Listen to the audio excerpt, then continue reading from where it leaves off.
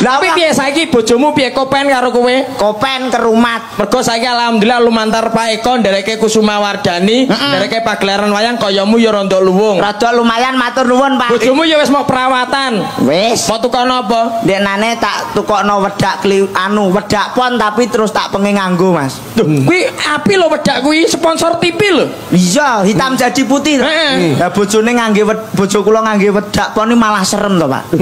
Kenapa no? Jebul pon iki geblake mbahane. Engko ngene malah ketok mau wedeni. Dadine ra sida mok Tak pengen. dipengen mergo pon kuwi Geblake mbahane dina matine mbahe. Yo pas pon kuwi. tapi kok putih rene bojomu. Iya putih tapi gegere ireng bojoku putih arang-arang. Kuwi panu nyok. rumah panu apa pamerne wong bedali lho rumah saku. Kepek wedal. Kepek wedal untumu ngono. Wong goblok kowe ning kene iki kudune matur nuwun nggih to nggih. Iya no. Ning kene diopeni lho. Mangan wis dicawisi panggonan Kula nggih seneng kula mau teng mriku dahar segi. Sego. Ngono mau Sego nek gedhe nek cilik ya segi. Kagak tau sinau sastra dalange, Mas. Kowe kok nglerokno dalangi rumah samu. Aksara O, Pak, itu untuk menjelaskan sesuatu yang besar. Nek aksara I nggo jelasno sesuatu yang kecil. Contone le. Segara. Oh, niku mergo gedhe mergo mbok dijenakno segara. Nek cilik berarti segiri. Segiri ndasmu. Kan I cilik. Nek cilik kali. Oh iya. Apa enek bahasa segiri? Kowe iki tanut kok malah mblencang ni kancane rumah samu. Oh, lek gede segoro, lek cilik segiri. Kali. Cilik kali.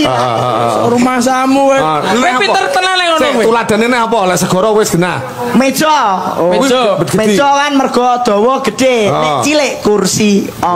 Laras ta. Pinter nek kowe ora pinter kowe. Lah kok apa pinter? Pinter no. Tak bedhei. Apa? Cacing karo wedhus ki kuat di. Kuat wedhus no, wong cacing cilik didak-idak mati. Ketoke pinterem ya mok kuwi tok ketoke.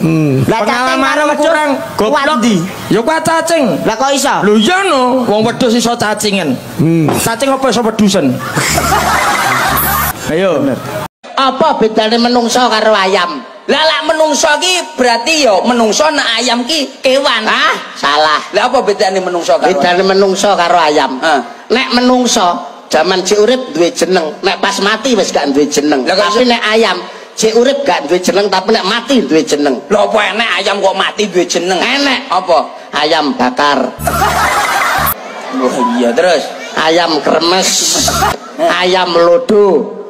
Lodoh ora lodo iku ora enek. Lah aku maca lodo.